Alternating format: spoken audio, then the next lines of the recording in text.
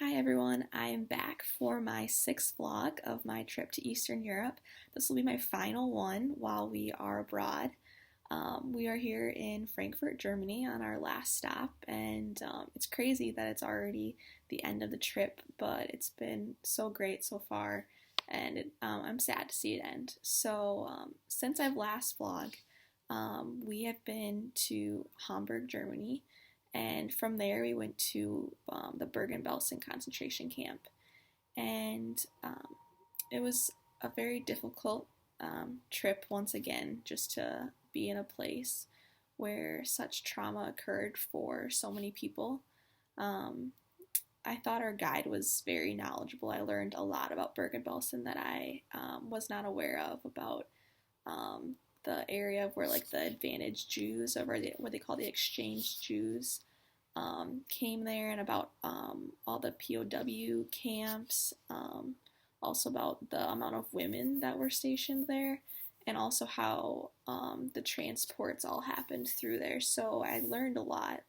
I also just thought, I guess I was more surprised about how the camp looked. I know when I was at Auschwitz, I was kind of surprised about how much of the camp was gone. I had known that the Germans had tried to erase some of their evidence, but I didn't know how much. And so I thought when we got to Bergen-Belsen, I thought most of it would still be there, only to learn that all of it was gone. And so it was a little bit hard to imagine, but at the same time, our guy did a very good job of having pictures of what it once looked like during the 1940s. That really helped you like place where the buildings were and what was there, and so where I was still able to feel and be able to connect and feel like I knew what had happened there. I also thought Bergen-Belsen did a good job in a way of creating like memorials for people. Um, they had a large monument for all those who had lost their lives, and they also had a site with specific gravestones and also a Jewish memorial. And so I thought those were very special touches that we didn't necessarily see at Auschwitz. They were in the process of creating a large memorial, but those specific um, gravestones for individuals I thought was a really good touch for their families to be able to come back and connect. I know our guide gave us a story about Anne Frank's cousin always coming back every year and do a nice little service. And they also had a room of silence of where people could come in and just take a moment to reflect and think of those who had lost their lives. So I thought that was a very good touch of in a way that I could connect with our readings about continuing bonds. And I knew that was a place that other people's prior to me had done so, and that I was able to do as well. Um, I also really enjoyed the museum that they had at Bergen-Belsen. They had a first floor that was all about the POW situation, which I think is something that gets overlooked. And so I was glad to see that, and I learned a lot. It also had a video room where you're able to watch some of the liberation videos. So those were interesting to watch. I'd seen some prior in other class that I've been in.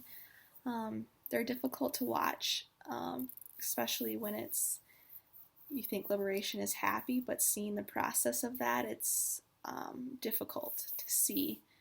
I always kind of felt like the lack of care of how they handled the situation, but I think my favorite part was on the second floor. They had the whole floor dedicated to the liberation process, and talked about the displacement camps and what life was like during that time.